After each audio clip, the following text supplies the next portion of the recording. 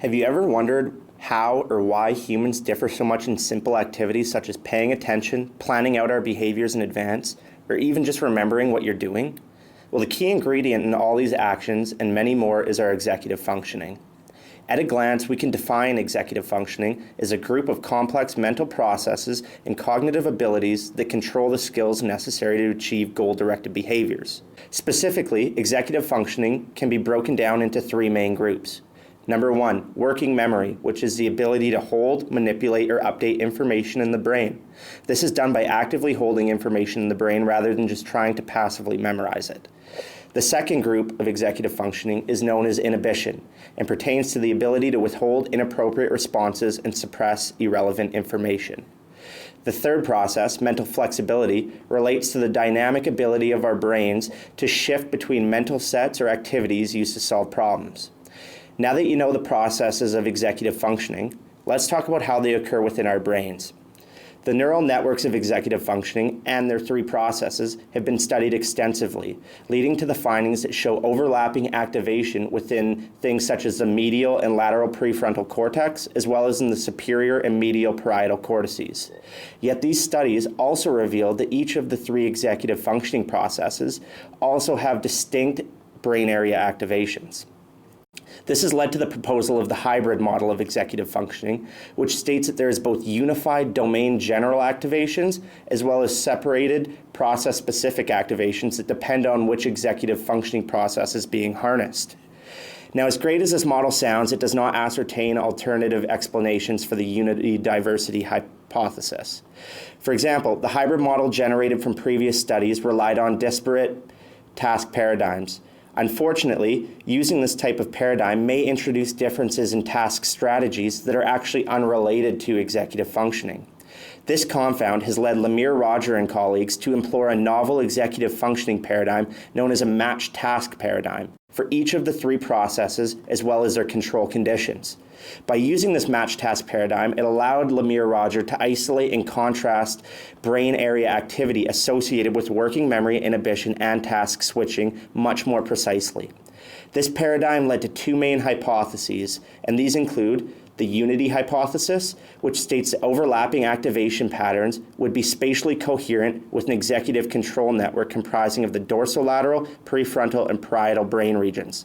Put simply, this hypothesis means that areas predominantly associated with one executive functioning process will show overlap with the other areas involved in other executive functioning processes. And number two, the diversity hypothesis. This states that process-specific activation patterns will be identified for each specific executive functioning domain. For example, process-specific activity for working memory is hypothesized to include the regions of the left dorsolateral prefrontal cortex and inferior parietal lobule. Here to explain this paradigm in more detail is my colleague Brendan Lamb. Now we'll be talking about the method section and design of the study. 22 participants performed the experimental task inside the fMRI scanner. They were all right-handed with no reported history of psychiatric or neurological illnesses. Participants were presented with 3 blue and/or yellow squares on a black background. The researchers used this basic layout to create different rules and conditions that participants had to follow. The first condition was the control task. Participants were told to simply look at the square in the center and respond to the question, "Is the middle square blue?" The second condition was the working memory task, where participants were asked, "Was the middle square blue 2 trials ago?" This required participants to continuously update their working memory. The third condition tested inhibition. Just like the control task, participants were asked, "Is the middle square blue?" However, they were asked to withhold their response if 2 and only 2 of the squares on the screen were yellow. The experiment involved task switching between conditions. A cue screen was presented that told participants which condition they had to follow. For example, if it said 2 back, they performed the working memory condition, and if it said double yellow, they performed the inhibition task. The experimental paradigm contained 12 trials per block, and there were 12 blocks per run, where each run contained 3 blocks for each of the 4 conditions.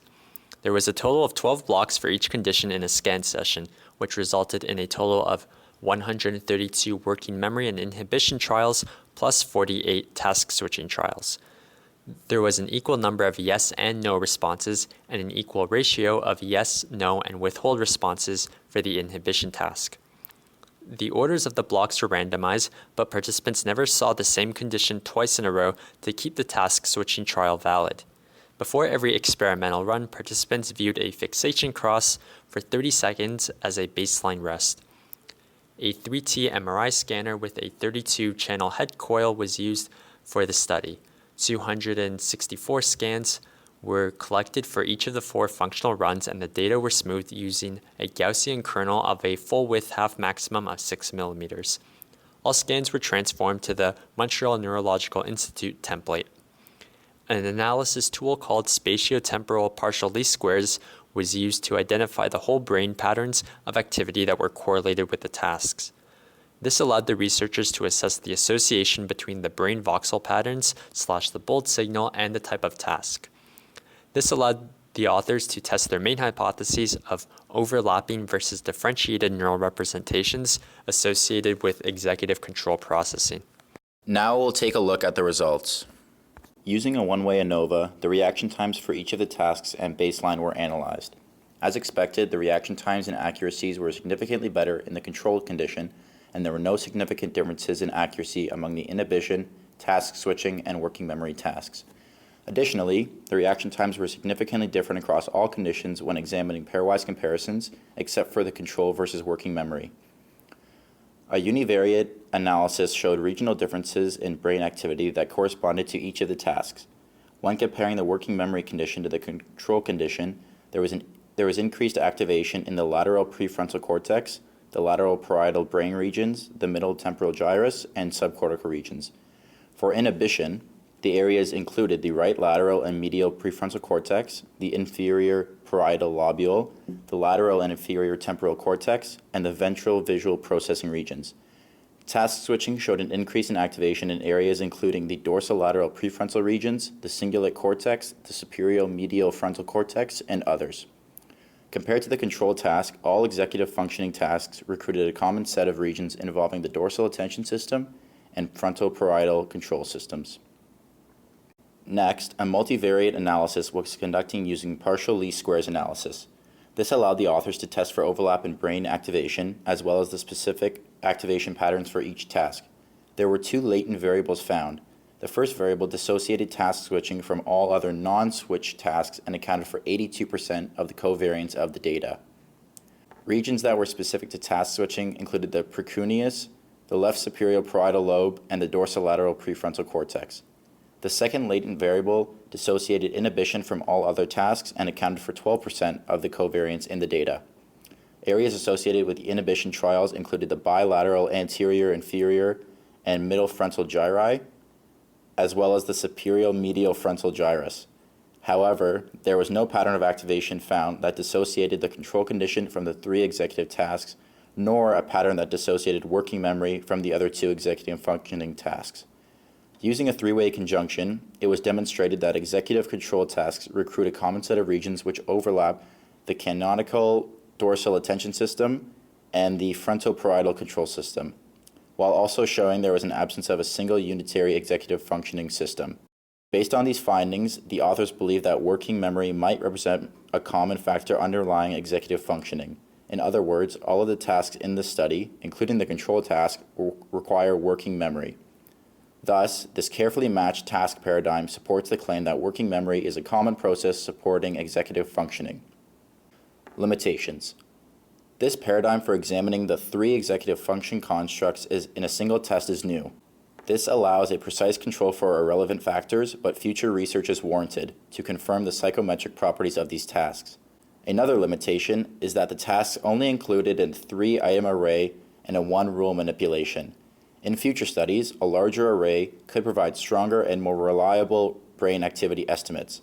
A task queue that always remained on the screen would also lessen the working memory demands, which could allow an easier dissociation between executive tasks and the control task. The final limitation was to ensure that the effects of aging in humans on executive control is investigated in future research using the single task method. Consistent with previous literature, The current research provides support for the hybrid executive control system, in which the frontoparietal working memory system plays an important role. These findings provide insight into the neural basis for executive functioning and help us understand our higher order cognitions.